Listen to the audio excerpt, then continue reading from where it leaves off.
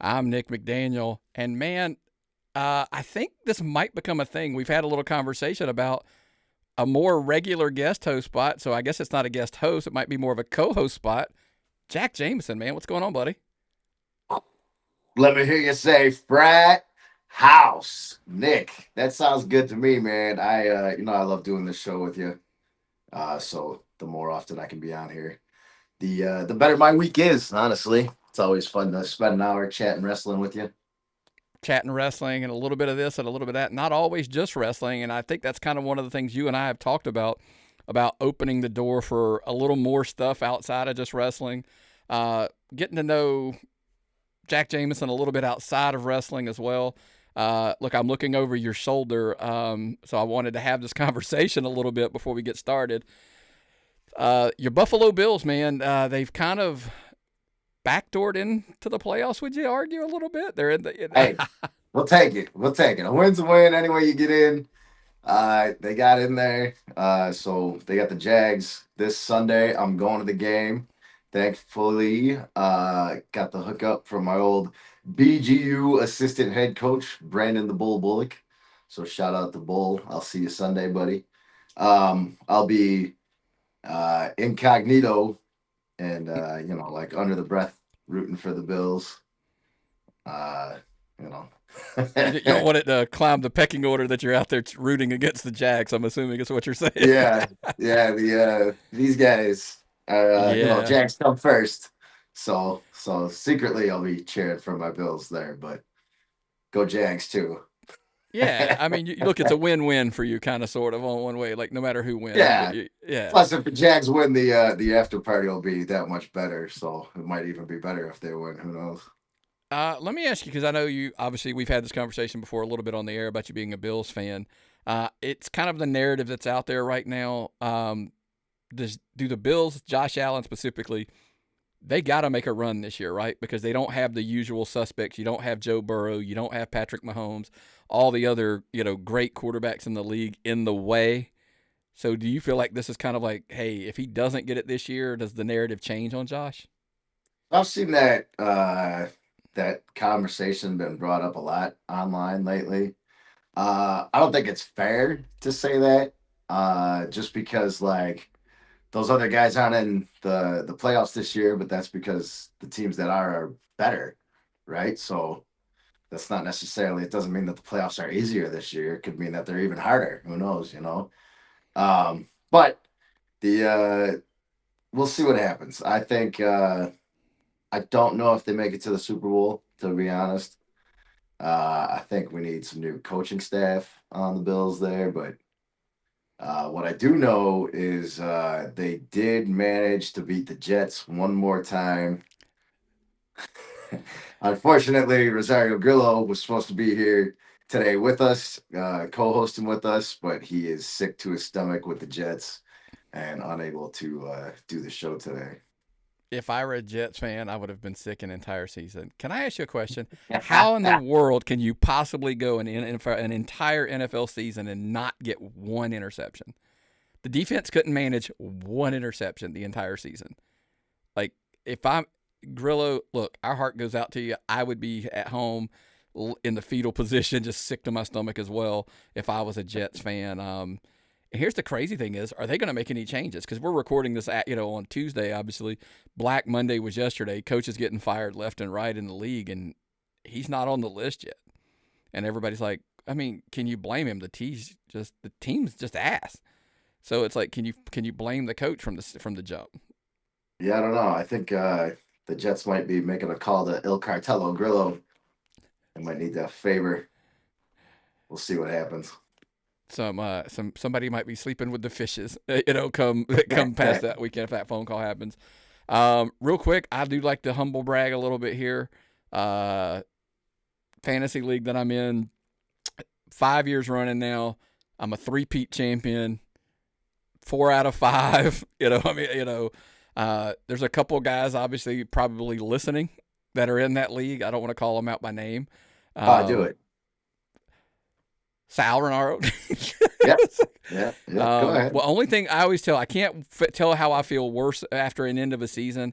how he ended up in the fantasy league, or how he's a Raider fan. So it's like, which Oh one do man, you feel worse about for the guy, right? yeah, that's a tough football season. Yeah.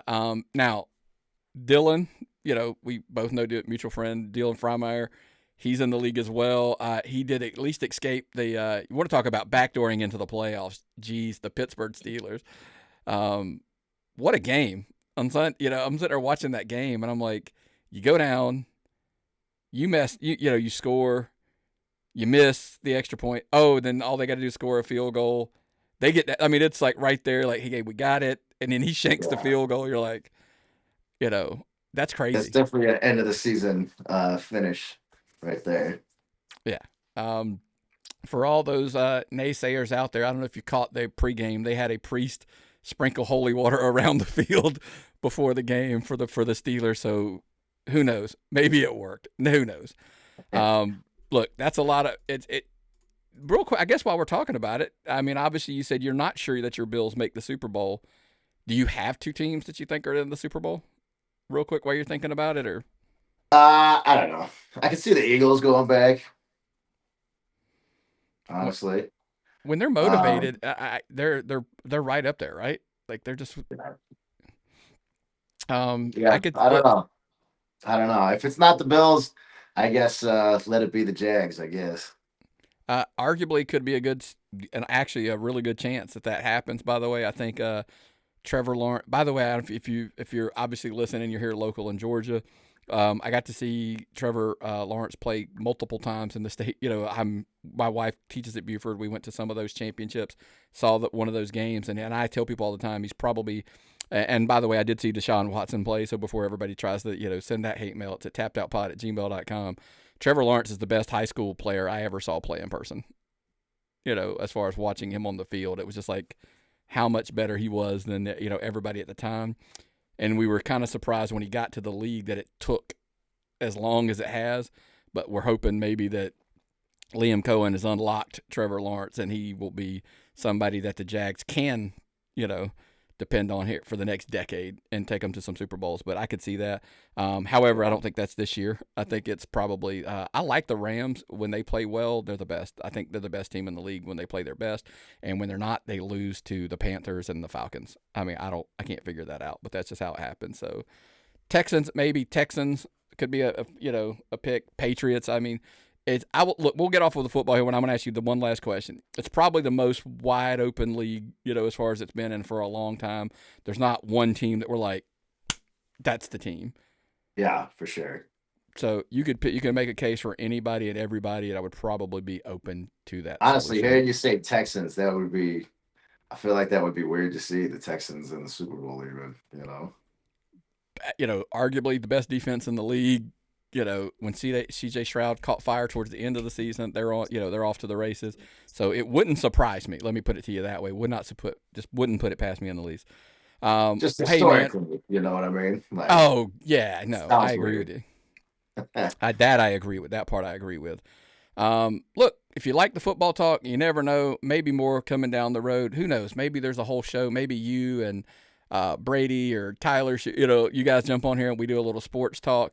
And who knows? Maybe it's even an extra we put on Patreon, patreon.com/tapped-out-pod. Just wanted to remind everybody, I did get the 8.5 by 11 shipped out. I know it was late. Those things looked really good, didn't they? I know you saw one. Yeah, I mean, the guy on there looked really good, so it's Good looking son of a gun, wasn't he? It was like, looked like he was having a good time on top of that. yep. He had those bro lights. Abs looked rippling. So again, you can probably guess who that's going to be. I don't know that they've actually gotten to their people's houses yet, so they'll be surprised when they open it, but they could probably figure that out.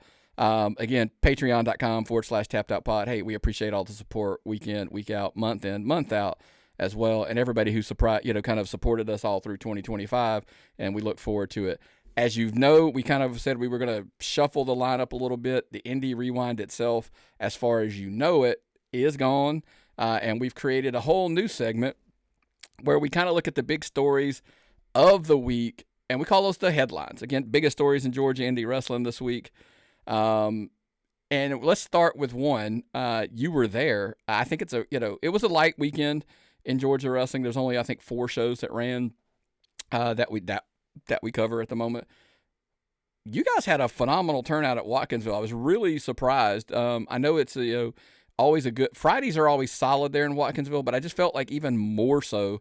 It was just huge crowd, and it's just super unique.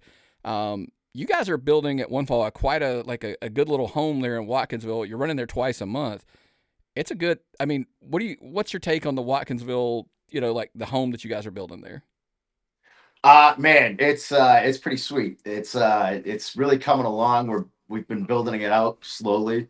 We try to do every show you come in, it looks a little bit better and a little more to it, little nice touches here and there. We're adding in some more lights and trying to figure out the way to make it look the best. In my opinion, it is like our home away from home, as far as like when we're not at the Dalton Carpet 1FW Arena.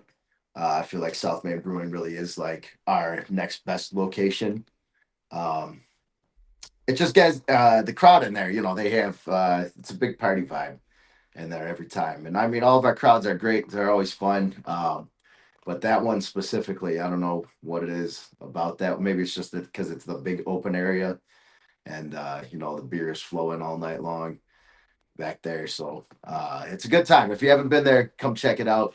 We do run the first Friday and usually the second or third Monday. That switches, but you can just check out 1fwlive.com. Follow those dates. Or you follow the social medias. We're always posting about them there. But yeah, I love South Main Brewing. That's I feel like that's the majority of the roster. That's probably our favorite location. And it seems like it's I don't the most consistent as far as the size of the crowd, but it's also like a lot of the same people. They're coming back over and over and over again. I see a lot of regulars every time I'm there, to the point like they're even like walking up to me and me walking up to them like, hey, how have you been? It's been a while, getting to see them a couple times a month. We got that one little kid with the mullet that's super annoying. Yells frat house the whole show. He's starting to get heat with some of the other fans actually. He's actually starting to win me over because of that. But and then there's that I forget her name. There's that little girl that loves Brady and Billy, and she'll get in the ring and do her backflips with them after they win their match every time. So that's always nice to see. But it's just the relationships being built there, and it's like I said, the loyalty base is good. And like I said, it's a really good home away from home, like you said. And I do notice like every time that's like, oh, the seats are shifted to make room for more people, or hey, we're gonna do this. The lighting looks a little better because we found out that we need to put some here. You're bringing in the screen every at the shows and all that kind of stuff. So it's just a constant improvement. That's always about moving forward and getting better. And it's good to see you guys doing that. Although I know you guys are running all over the state, you're always looking for good homes. So follow them on social media. If you know of a place that's looking to run a show, hit them up and say like, hey, try here. Cause, I know, a couple places that have been looked into trying to run some new venues as well. I'm excited. Yeah, we have a new venue this month, actually, Diesel Tap House in Buford, Georgia. I know you're excited about that being in Buford.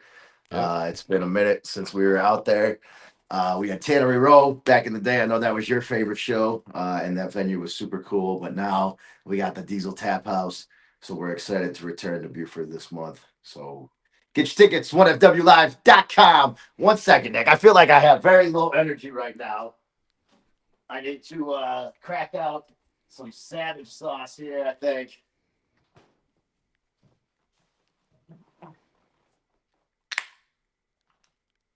Cheers. Get the energy going, man. It's a Tuesday. Mondays are always good to go. Tuesdays I drag a little bit, and I'm not really sure why that is. I think it's you get more excited to tackle the week going into it on Monday, and then you get through Monday, and you're like, fuck.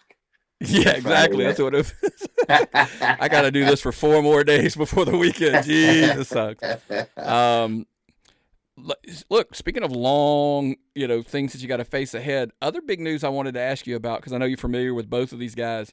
I went to a show in Cornelia, the Nerd U show, and Trevor Blackwell and Dennis Glass did a 30-minute Ironman match, and I kind of made sure kind of to have the conversation with both of them. Quite arguably, probably one of the best matches I've seen out of both of these guys, and I think for me, it was very eye opening. Not that I've never thought they were, you know what I mean? It's kind of one of those, like, you just see something so different out of them that you're like, because at one fall, most of your matches are TV matches. They're shorter. They're not really, there's exceptions to the rule. But to see these guys go out there and work for 30 minutes, I was super impressed with with what they pulled off in there and how the crowd took to it. Because I don't know, I make a case, and by the way, I don't think I told them this part. Ironman matches are like probably one of my least favorite like style matches. I just don't like them. Same. Because here's the thing. I'm like, okay, so I can leave, go to the bathroom, make me a sandwich or make something, blah, blah, do all of this stuff. And I've got 28 minutes to be back. Yeah. That whole first, it's the last 2 minutes of the match, really the only part that you need to see. And it's worse when to me, it's worse when the big companies do these 60-minute one. Because I'm like, oh, so now I have an hour that I get to walk away and not have to pay attention to. Yeah. I mean, not to take anything away from Dennis or Trevor, but, it's different when it's Bryan Danielson and they're doing a 60-minute match versus an indie wrestler doing a 60-minute match, But I also think that's probably why you shave Trevor and Dennis have both stepped up incredibly over the last year. They've both come a really long way, and both of those guys.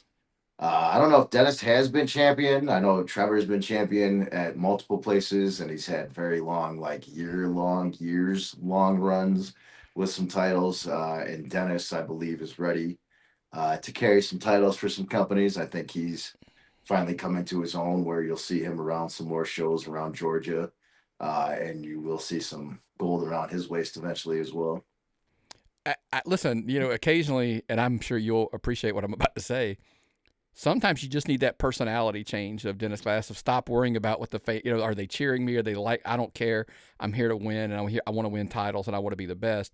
Since he's kind of taken that shift in attitude, you can see the progression of how he's winning more. He's, doing some more things. So I think I agree with you, but it's, as of late, those things have been a huge plus for Dennis. Which is interesting to see, because for Trevor as well, he had a bit of an attitude change at one fall. They both kind of switched, and it was around the same time.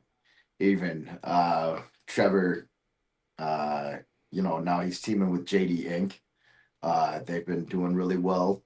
They're on a nice run. They just picked up a big win against two guys who worked each other at that same show, Chris Del Rey and Jamie Holmes.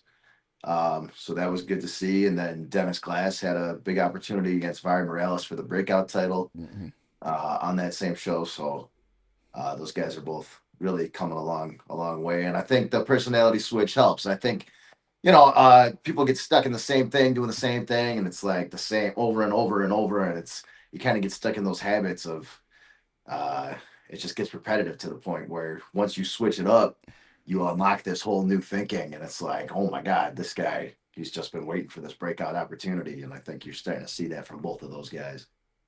Yeah, that's exactly it. And I think kind of, you mentioned it, Trevor Blackwell, it's funny. Trevor was the GPW champion for quite a while. And then he's recently dropped that. He's lost that title to somebody else you're familiar with, Jimmy Wild. So now they kind of have a thing up there where I think they're going forward. Trevor will be doing a rematch and stuff like that. But I think so. It's a huge opportunity for him to get his title back. But again, I just wanted to highlight the point that I was like, hey, it was really just stood out to me in a match format that I'm not a huge fan of. These guys arguably had the best match that I saw that night. And it was probably one of the best matches I'd seen them two have across the board everywhere. So kudos to those two guys. Last but not least on the headlines, look, everybody's, Richard Page, Greatness Inc. I mean, I know you've kind of just curiosity from afar have been watching this story up there at Squared Circle Action. The problem over the last little while for Richard Page, he's kind of focused all of his energy. He kind of forgot about all of his friends, his other, people that he had in his, that he was kind of had in his Greatness Incorporated, focusing solely on Lev, just making sure he got to be the SCA champion. They pulled that off 2 weeks ago as they won that title. However, this week he was in a tag match with Lev and Page versus JJ and Da Silva, the gentleman that Lev beat for that title. And JJ locked in the Taz. It was basically the Taz's submission move. And as he was passing out, Lev walked away. And you're wondering, where's the rest of Greatness Inc.? Well, they felt slighted as the past few weeks, month. Plus, he's focused all of his attention on Lev and kind of ignored them. Greatness Inc., as we know it, essentially, it seems to be dead in SCA, and Richard Page is going to be gone for the foreseeable future, is what it looks like. So, kind of an interesting twist. So, one, thoughts if you have any on that. Two, is it a lesson he can be learned to not make these same mistakes in Premier All-Star?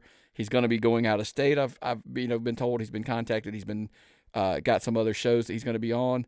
Is that a lesson he needs to learn going forward to not make the same mistake and like focus as a group and not just on one guy? Yeah, I would, Richard Page, maybe take a lesson out of Don Callis's playbook. Don't make the group about one person. You make the people about the group.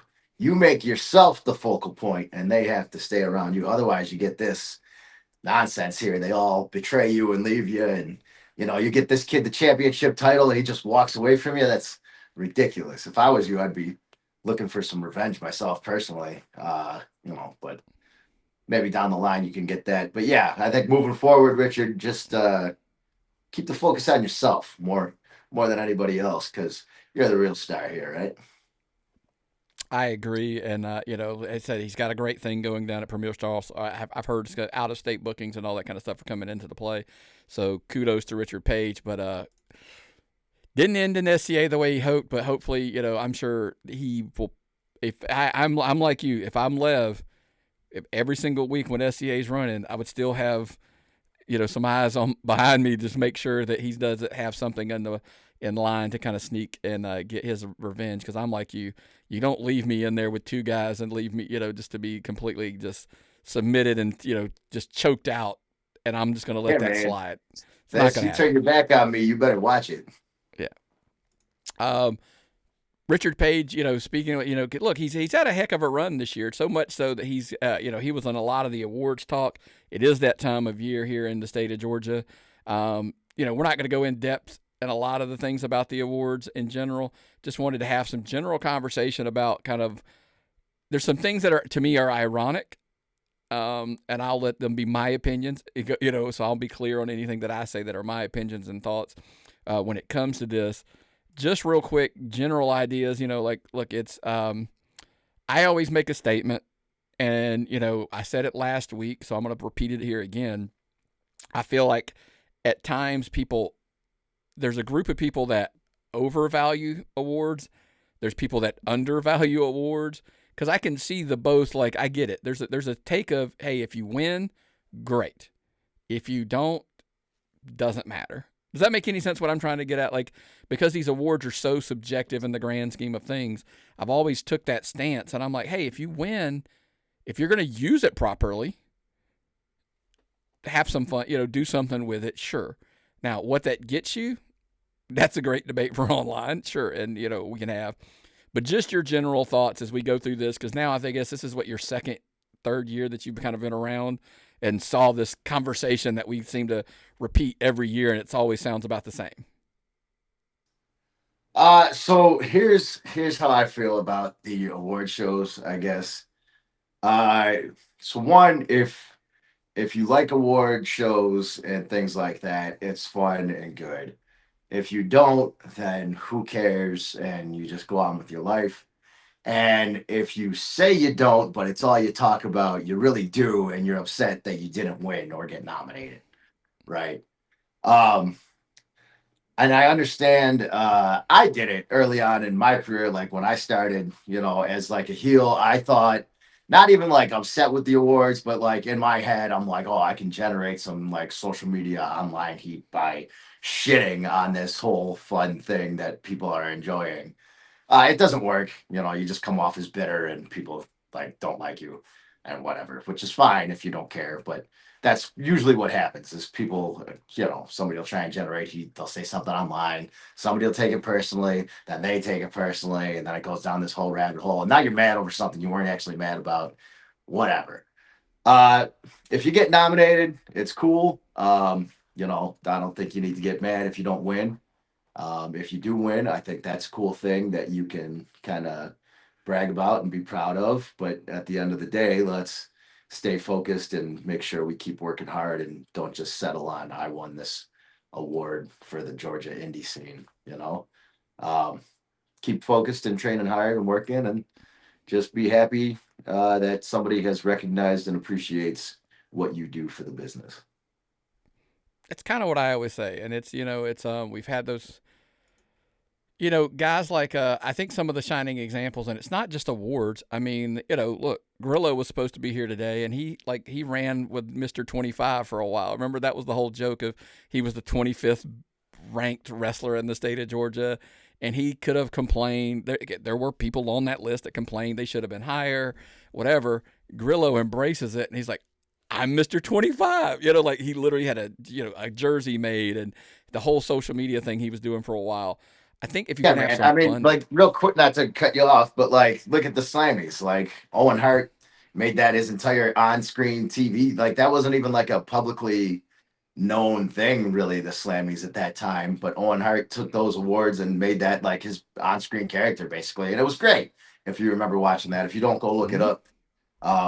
But yeah, I mean, it's just another thing that if you're creative and understand how it works, you can use that to your advantage in wrestling, especially throughout Georgia. Like you've been nominated or you won an award, you can use that as part of your shit. Like, or don't. If you don't get nominated, you feel slighted. You're a heel. You're a bad guy. You can be mad about it. Just depends on how you do it. As whether or not it's gonna pay off. I always But said with somebody, I always felt like it was almost more useful like in a show format versus than on social media, because at social media nobody knows your tone, nobody knows that you're being sarcastic about it in a way, and so they just take it like, oh, he's, like you said, he's bitter, he's complaining, whatever. We're on a show, if you're out there and you're in full gimmick, like you're sitting there like crapping on it and everybody knows I'm the best wrestler in Georgia, da, da, da, then it comes off probably in the right context. However, yeah, here's the problem that I wanted to bring up a little bit. In years past, shows were trying to use these like as storylines and argument, like, hey, I had a beef with this guy because he was promoter. Promoters were using it against each other, whatever. And what I have discovered over the years, and we talked about this a little bit, I think people overestimate like how much your average fan in the crowd, like what they know. Like, no, I mean it's a running joke in locker rooms that the only people that pay attention to these are the locker rooms. Like it's not like the fans coming to the shows don't even know this site exists. And not, I mean, I don't want to. There's fans that do know, but for the most part, like the people coming with their kids, they don't have time to go online and read about all these Georgia indie wrestling shows and like know their entire roster. Like you have lives at a certain point. How much Georgia indie wrestling are you gonna consume? it's a very prorated version of what we see on the national scale with Twitter. Like I'm always Right. like, there's a small base that's arguing like they it's the everything, but then how many hundreds of thousands, if not millions, of people are watching that are just not engaging in the least. And it's like you said. So to me, it's a fine line of like, hey, if you're doing it on a show, you gotta be, because like there were fans, like I've been at shows and they're trying to use this, and fans are like, look at like, what are they talking about? I have no idea what they're talking about. And like I said, I'm like you. It's not to slight the people that do this. I mean, look, full disclosure, I put out there, like, hey, I kind of helped this year. They asked me for a little, to participate a little bit. I tried to help them get it narrowed down to some of the finalist stuff. So, I mean, and I jokingly said last week, the process is flawed. It's always going to be flawed because you can't make everybody happy in the way these whole things are run. And I stand behind it. Even in a process that I felt like I was, part of, it's flawed. I mean, it is. It is. You can't. Sure. The I mean, biggest. in a system where it's like based out, you're voting on. I mean, like the people that run this aren't able to watch everything. Like they don't see everybody, they don't see all the shows, they don't see all the wrestlers. So a lot of their information is secondhand. Just like a lot of the fans or the people that are voting are the wrestlers in the business, like in on the shows. They're not at every show because they're at the shows that they're at. So it comes down to, again, like most award shows, it's a popularity contest, which is fine. There's nothing wrong with that. That's what this like.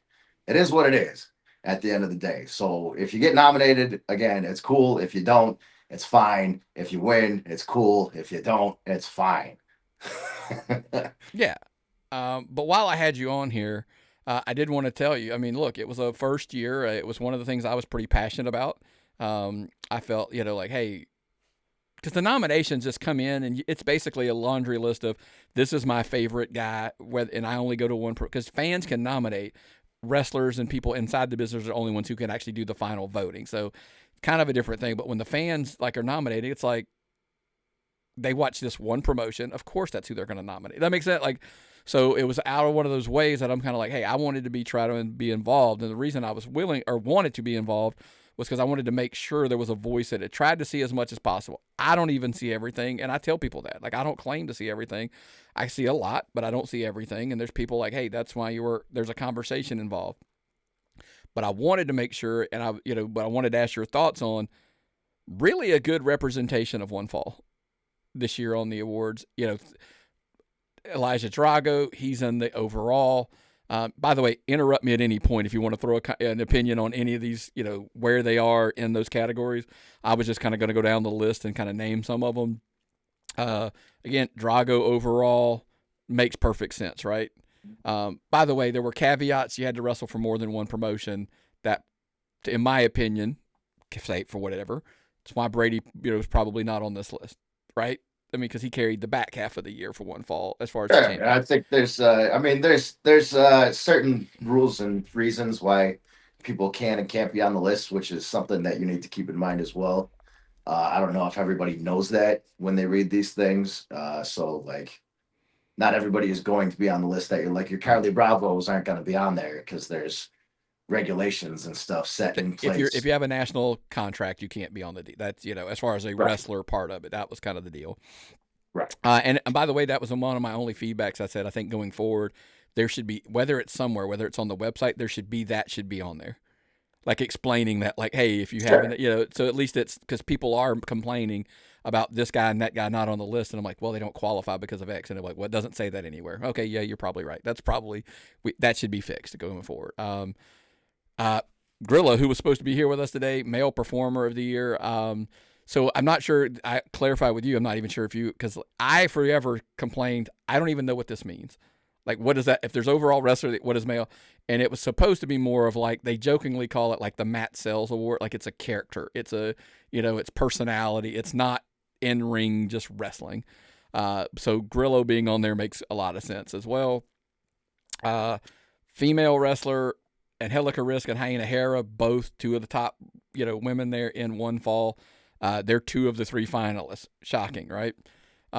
Technical wrestler, Vari Morales, Adam Priest. Vari Morales, obviously the breakout champion. I have felt like for years was probably, this is where everybody can start hitting record and track this, where I have felt like for the longest time, for years that we've been doing this, Vari Morales was probably one of the, obviously we had a category named after him. He was one of the most overlooked guys in the state of Georgia, in my opinion, and I know you probably feel the same. Yeah, definitely. But ever since winning that breakout title, Vari's been traveling all over the place. He's all over the country. It's hard to get him at one fall these days, actually. He's been booked so much. Yeah. But when we do, he always puts on a spectacular match. Like we said, he just had that match with Dennis Glass, defended the one fall breakout championship again. Vari deserves to be on every category possible. Vari, you can make a case for him being on there. So Kristen Taylor, Chad Skywalker under the most improved category, two regulars there at one fall. Sure, and I just beat Kristen Taylor. You did. He's come a long way this year. He has come a really long way. I'm really proud of how far that kid's come in 1 year. And I think a lot of people are starting to notice it. I saw when he got the nomination, I saw a lot of the love he was getting on social media. So kudos to that young guy. Yeah, I Um, don't hear anybody say anything bad about Christian ever, other than he's a complete psychopath. But he works. Everybody puts over his work ethic and everything he does backstage and in the ring, even. So, yeah, yeah, I do believe he's come along a very long way, as well as the other guys in that match. But we can talk about that yeah. when we get through The that. Superstars tag team you're very familiar with. They're up for they've Superstar, baby. Those are my guys. yeah. I mean, look, doing a lot of stuff in viral, so, a lot of other places. So kudos to them. But very top, very top heavy. Northside Heroes, Superstars, and Top Team all deserving here in the state of Georgia. All three of those teams, awesome teams. I'm a big fan of all three of them, Northside and Top Team as well. It was funny all year long. I felt like Georgia was down in tag team wrestling. I don't know why I had like maybe it was again because I was the whole entire scope of it. Georgia, not just there were a couple promotions that do it really well, but it was really cool to see that. And then at the end of the day, maybe made me question myself and go like maybe it's not as down as you thought. Maybe it was just I don't know. It's kind of one of those weird vibes that I just felt like it would not. Yeah, Um, just more stories that maybe took the role, the more important role in tag wrestling, kind of took a backseat this year. Drago and Booker, shocking, right? Up for feud of the year. It only built and built and built to the point that it was the main event at a summer stage, Steel center cage stage. match. I'm gonna have to say that is feud of the year because I'm involved in it, so that's the way that I win. Promotion, obviously, one fall. Scott Barnett, promoter, QT mentor. Um, Looking through the rest of them, referee Clark Benedetto, Ref Clark is what I call him. He's worked for you guys a lot. He's up for that. Diana, of course, up for ring announcer. Brandon Benefield's up on the commentator. Remy Reed comes up for rookie of the year, which is crazy to think of a rookie year, and she's the current reigning defending one fall women's champion. Is she a rookie? Yeah, I guess. Yeah. Yeah. Yeah, she's just been training. Yeah, I Yeah. mean, as far as actual what they qualify, like the way you work as far as the rookie calendar, they Yeah, had her yeah, for classified sure. as a And yeah, rookie. I So yeah. mean, that's it's hard to. I don't think you're gonna find any other rookie with a better year than Remy Reed. Well, the irony is they have Ref Clark double dutied up. He's as ref for and it was his rookie year. So Sure, and Clark is great. yeah, He's become a favorite ref of mine. I like Clark personally. He's a good kid, works very hard, but at the end of the day, I mean, if it's rookie of the year, Remy Reed versus Clark, I'm I'm going with the champion on the TV show rather than the ref in the match of the champion. yeah. Personally, sorry, Clark. No, no. Hey, I got that's everybody's take, and of course, the last one I want to jump into is we had event of the year. I don't think there's anything. Look, I didn't even hide this as mine. Summer stage, biggest indie show. As far as in a venue, the risk, the gamble, the payoff, the show, the names, the everything that was involved in that show. A couple other shows are on the list as well. I get it. Viral. They drew 1,000 people at their show. That was the announced attendance at that show. So that there's a case to be made, but I'm like, hey, they filled center stage. I mean, it was a huge undertaking, and what a risk, what a gamble, and what a payoff. So that was obviously my take, but don't let that sway your votes if you're voting. I mean, and I'm sure you're probably partial to that one as well. Yeah, and I will go ahead and I'll get some. I'll cast my votes. Support all the one fall people there. I'll get that out there. I don't think I voted before. I may, but I'm gonna vote. Go vote. Let's do it. Politics, baby. Woo! Yeah, 100%. One of the quick things before we got to pick up the pace here is we want to look ahead just a couple things like this is the first show of 2026. The way the calendar falls, it was actually New Year's Eve last year, so it's first one. So I kind of wanted to look at a couple things real quick, things that can maybe make a big jump into because of the awards, who can jump into the picture. By the way, a lot of these people are already on the picture for the awards, so but who's ready to make that next big step? And I wanted to ask your thoughts on a couple of them. You've probably just been introduced to JT Paradox, I'm guessing, because he was at the Watkinsville show. Was that your first time seeing him in action? No, that was his second time with us. Actually, he did a battle royal a few months ago. He came down with Zach Buchanan. Yes. Uh, but I know you're a big fan. I've heard you talk about him quite a lot, even when I'm not on the shows here. And then getting in the ring with him. I actually didn't know he was going to be at that show, and he was actually a last minute addition. We were supposed to have a three-way match, and he got added to our match to make it a four-way. He's pretty good. I knew everybody was putting him over, but he brings it. He's a hard hitter. He's very athletic. Um, he's got a motor on him. He's an athlete for sure, and I think he'll be very good in the years to come because he's already getting there. But I'm a big fan of JT Paradise. He's like 19 too. Yeah, it's crazy. Yeah. So that's kind of what I tell people. Like, And it's he's not like he's. respectful backstage, and he helped out with setup and breakdown, cleaning up and all that too, which is always great. Oh, Christian Taylor, I know he was already. We're already in conversations about most improved. I think that this is his sophomore year. They considered him a rookie the year prior, and I think a lot of things are clicking. Personality is a huge one for me as far as like, hey, and I think he's picking that up. This past year we saw it, and I think that's why I predict he could make a big jump and to get into the title pictures in a lot of places, because because the more people are going to care that a bit about just what's going on in the ring, and I think that's why and I'm sure that's probably not a surprise to you that he's on my list too. Man, so I came out first for the match, which I usually like to do. That's kind of written in my contract there at One Falls. I get to come out first. No, but I was sitting in the crowd because when I have these multi-man matches, I like to stay out of the way for as long as possible to see if they can beat each other up before I have to get in there. So I was sitting in the crowd in one of the chairs, and when Christian came out, that I was actually surprised at how big of a reaction he got. That place blew up. And for like the whole, like when a wrestler comes out, the crowd's gonna pop for the most part. Like when you wish that initial entrance from the screen, just out of being polite and respectful, the fans that have came and spent their money will cheer for you when you walk out.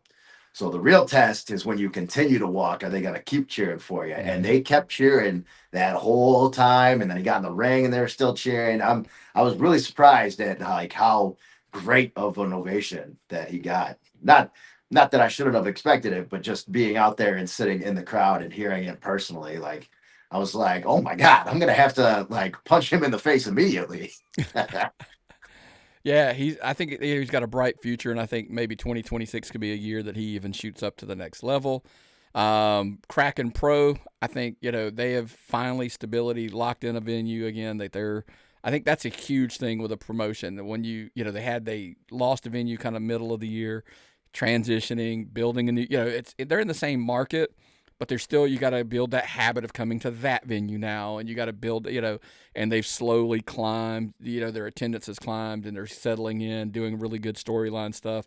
And look, I like the fact that they do a weekly YouTube show. They take their show, they chop it up into bits, and you can sit there and watch it every week. So Yeah, I kudos to actually her. Yeah. real quick, I actually just saved Kraken on YouTube and recently began watching some old episodes, so I'll have some more feedback on that soon. Yeah, Trying to very old school booking, like storyline wise. It's kind of interesting because they I know the guy who does a lot of that stuff is a very old school, storyteller. So that's why I'm a fan of it. It's got a little bit of old twist to it. Um, Women in Georgia, this was a year that everybody for the longest time, hey, what's going to happen? Forever we joked about like it was the Danny Jordan Award for women because that was kind of her, and then a bunch of people coming in from out of the state. One fall particular, I know there's Apex has got a women's champion, Viral has a women's champion now. Everybody's trying to, a lot of people are trying to build it, but thankfully, obviously, look, it's praising One Fall where it deserves. I said that. Well, two of the three, finalists are One Fall talents. But the willingness to also bring in people on a regular basis from out of the state. Some of the names that have come through there. Women in Georgia, I think, are going to take a huge step forward just because there's going to be hopefully more eyes put on them and more more companies are going to give them an opportunity, and then something local, homegrown, and built. So, and I know you personally, being there, you see it at your shows on a regular basis. Yeah, I mean, just with Angelica and Hyena, they were really the mainstays of, in my opinion, women's wrestling in Georgia. They're the two best. They have been since they come in, along with Robin Renegade, of course, but she's not. She's more AEW, in my opinion. She doesn't do as much of the indie wrestling anymore. Um, and then obviously Remy Reed coming in, and she's the One Fall Women's Champion. And then One Fall has done a really good job of expanding the women's division to the point where now we regularly see those three mainstays of it. But now you have Joy Blake coming in regularly. We have Corinne Joy showing up regularly. Isabella Wilder, Cameron Cash, Riley Judah.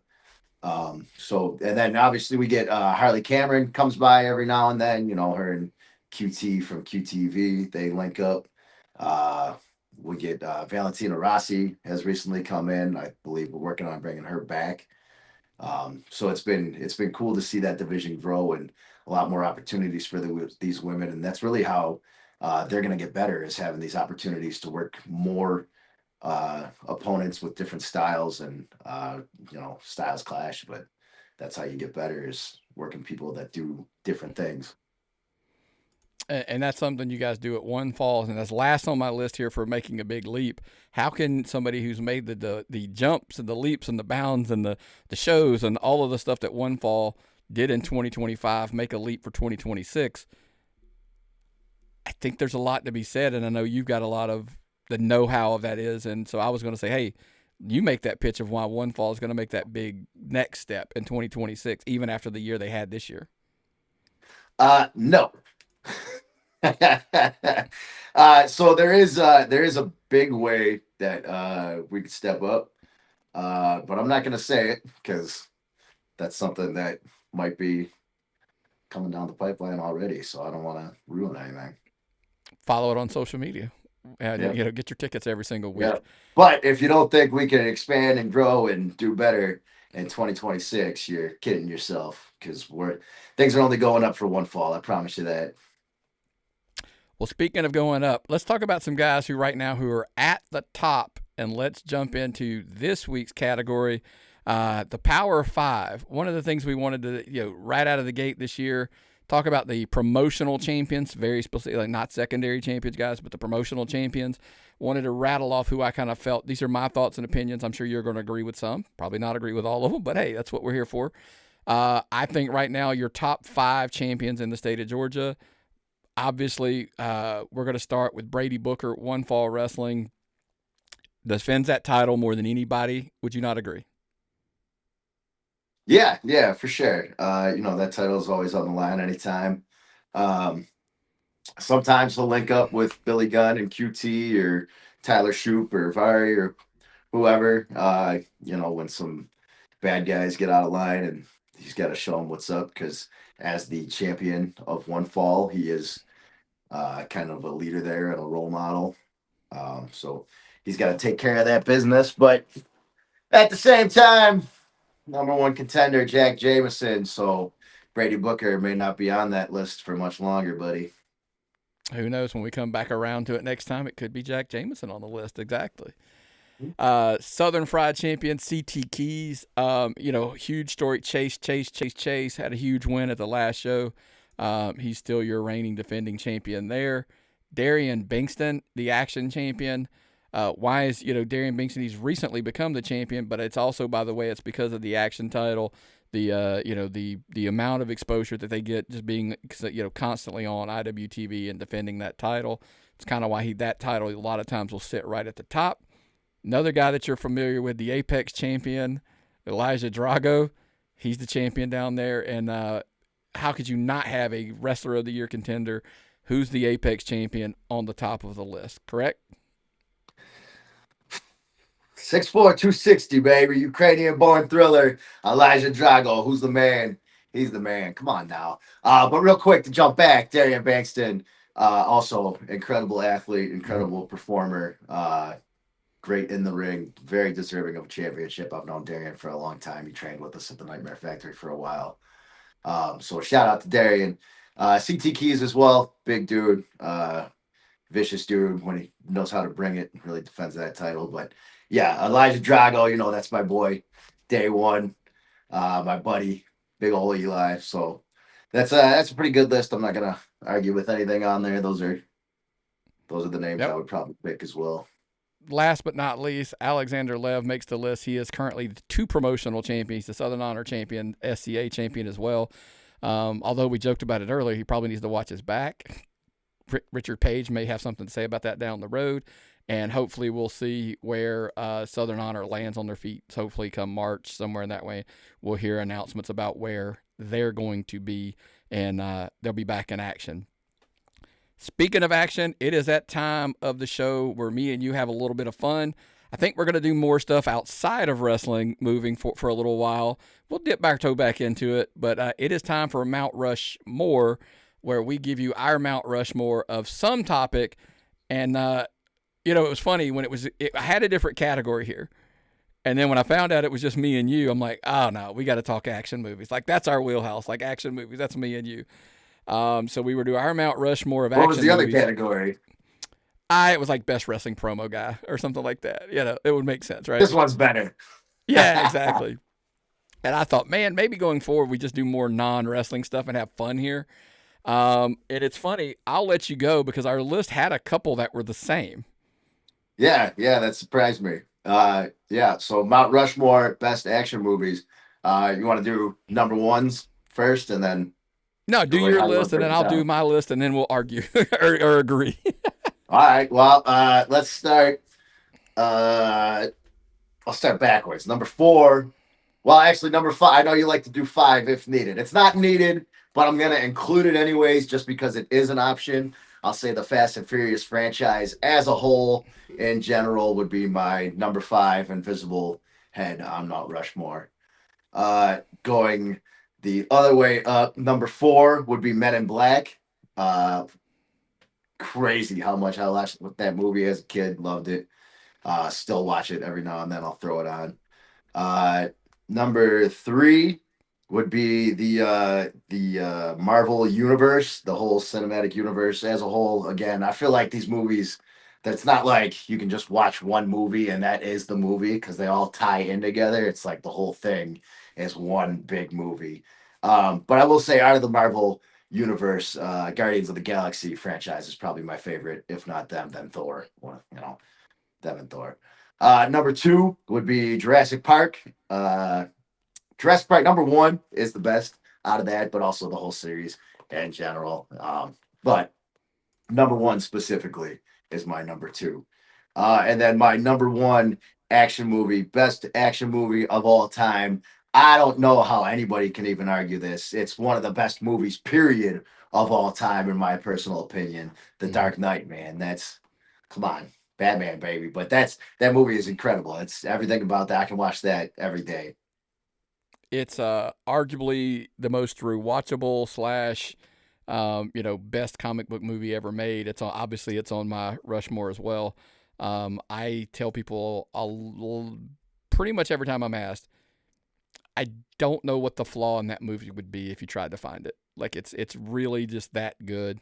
Helps obviously that I'm a comic book guy, that I would be invested into it. But but look, I didn't think the first one was as great as a lot of people did. The Batman Begins, and then me either, honestly.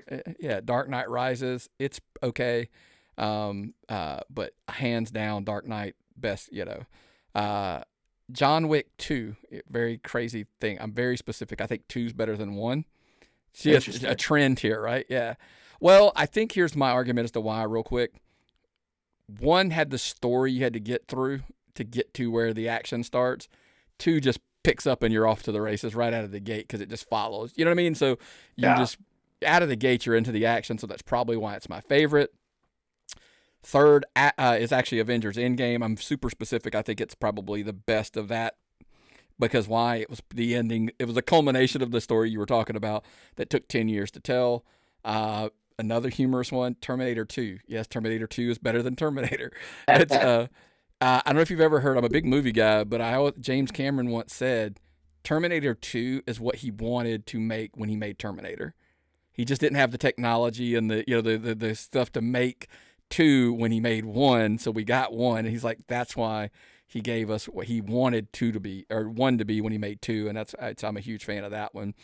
Oh, that's And cool. then if I needed that extra hit, there's the 5th one. It's Die Hard, man. We just came out of Christmas, dude. It's Die Hard. Yep, yep. And we just had this conversation about Die Hard.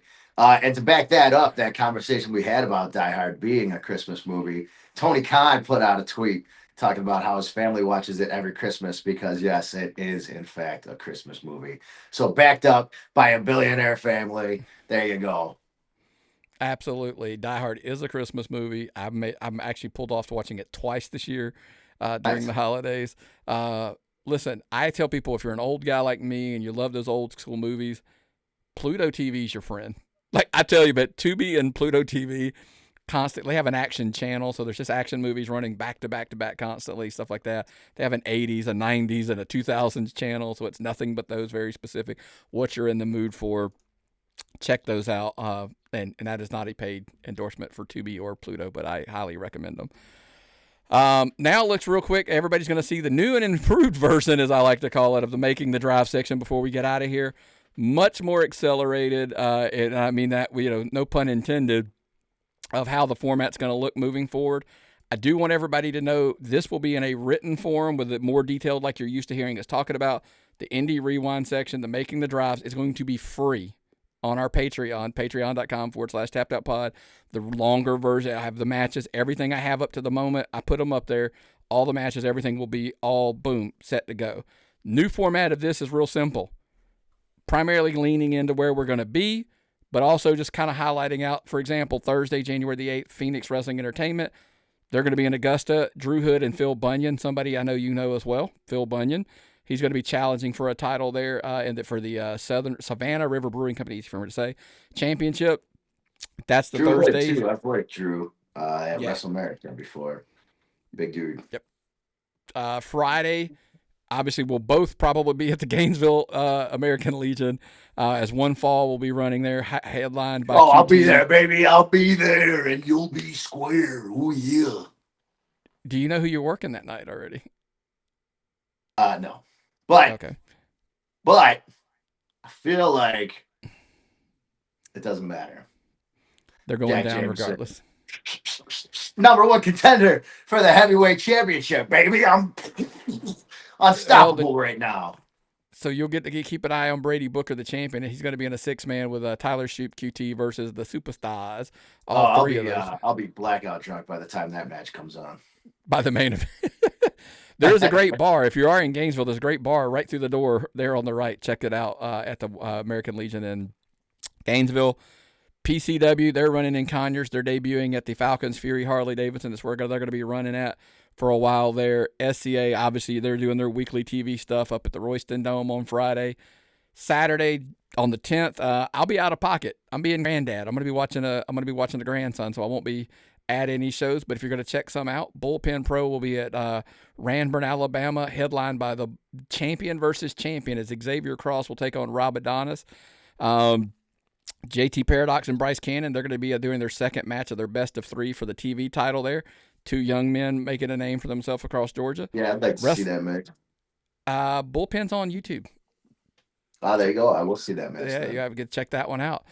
Go back and check out the first one, by the way. It's available as well on YouTube. Wrestle America, they're running in Forsyth, Georgia on Saturday.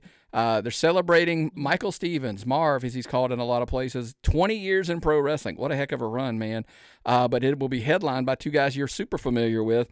The Wrestle America title will be defended by KJ Impala, as he will take on Parker Lee. Oh, snap. Okay. That's a good show to be at. If I was in town, I would go check that out personally, but I will be at TV. Oh, man. OSWA, they're going to be running in Cornelia. They're doing their annual Soul Survivor tournament. 10 competitors, 1 winner. The winner gets a shot at the Ultimate Championship there at OSWA. already announced Hunter James, Nick Halen, Tower, Bobby D, Tim Miller, Xander Seabolt, Jamie Holmes, and Jaden Vane. So that'll be, something to look forward to. Sunday, by the way, Kraken Pro Wrestling. We talked about them a little bit. Tifton, Georgia.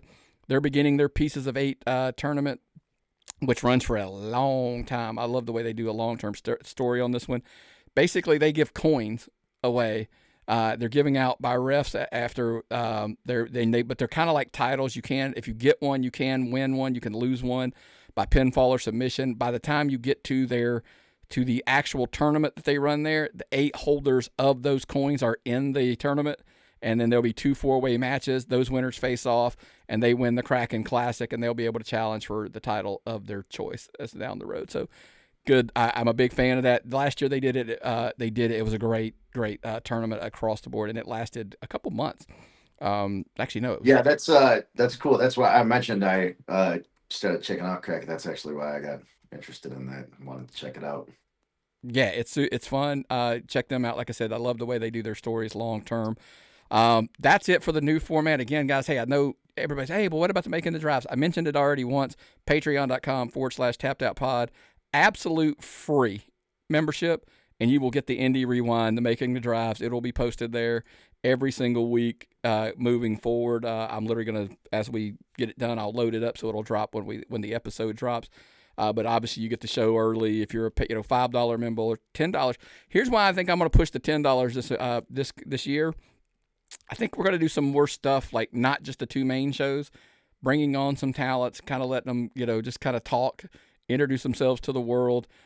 Maybe just a little bit of you and I BSing about just random stuff. Who knows? We'll maybe come on and just talk some random stuff. I think I had as we were talking, I had an idea where we were supposed to have Grillo as our co-host today, but maybe not even in a situation where it's a third co-host, but if it's just the 2 of us, maybe we can have another talent come on for like 5 minutes or so, and just kind of interview them for a couple minutes and see what they're up to, what they got going on, what they're about, and then let them go on about their day, and then we can break it down after they leave and bury them behind their back. Exactly. And then and who knows, if there's somebody who likes to talk, if it becomes a long thing, we put it out there and give them a long form format. You never know. There you go. But man, hey, I appreciate you coming on this this week, kind of changing it up. Hopefully this new pick up the pace, hopefully will work. We picked up the pace, and me and you still go an hour because that's just the way we are. We just like to talk back and forth. So we yapped in podcast. That's what we can call it going forward. Look, we'll get it down, guys. We'll get it down to 45 minutes to an hour, hopefully at some point someday, but I doubt it. And, this Sunday, baby, win or lose, we booze, but go Bills. Yeah, man, enjoy the game. I didn't know you were going. That'll be a blast to say this. I'll be probably sitting at home with, that's the good part about sitting at home is you can booze and it doesn't matter. It's like you're just sitting on the couch, boozing it up or whatever. But again, man, hey, I appreciate you coming on. We've already kind of talked about where you're going to be, so I guess that's kind of it for this week, man. What a heck of a week. We debuted the new format, and hopefully more changes are coming, by the way, guys. We're going to be kind of feeling this out as go. But you're down. So you're down to doing a more regular appearance. Maybe it's a regular old co-host spot, man. That'll be fun. Yeah, for sure. I'll make sure to chug my energy drink before the show gets started, so I'm not so low energy before we get going here. But turned it around. We're ready to rock. I'm looking forward to it. I love yapping, and so we gotta figure out a way to market that. Yapped in. Hey, maybe that's a shirt. ProWrestlingTees.com. Tapped out /tapped out pod. Hey, it's there. The store's there, so we might as well start putting some shirts on it, right? Who knows? Yeah, I think that's something we could do. Let's get some merch going for everybody, and then if you guys want to send out some ideas of things you want to see or hear us talk about, I think that would be cool. I'm open to some ideas myself. And then also maybe we can do something where we do like a live stream and people can comment and dial in and they can yap in with us, It's not I'm always down for anything. So let's do it, man. But again, send all those thoughts, questions, whatever you guys are looking forward to, tappedoutpod@gmail.com. And now I guess, unfortunately, even some hate mail for both of us is probably going to start coming to that, email when we say things that people don't like. I feel like there's supposed to have been hate mail for me for a long time. They just didn't know where to send it. Now they know. It makes it Yeah. out tappedoutpod@gmail.com, man. Just send it away. We appreciate it. Well, man, hey, heck of a week, and we look forward to maybe we'll work out the details of the schedule and put it out there where it's on a more regular basis. Also, you can send questions to Jack Jameson as well. Specifically, I'd love to hear stuff about like guys who want to get into the business, that want to train, that get in. Like what should they do? Where should they go, etc. That kind of stuff. I mean, I think there's a lot to be learned there as well. Sure. Those questions about like what we like in wrestling. Yeah, if you want to ask questions about anything outside of wrestling, even I think we're both pretty open to playing around with some stuff here and having some fun. Yeah, that's the plan, man. Well, that's the plan for the future. But as for now, man, it's time to get out of here, man. Well, I appreciate you coming on, and we'll catch you down the road, buddy. Thank you, brother. Sign up.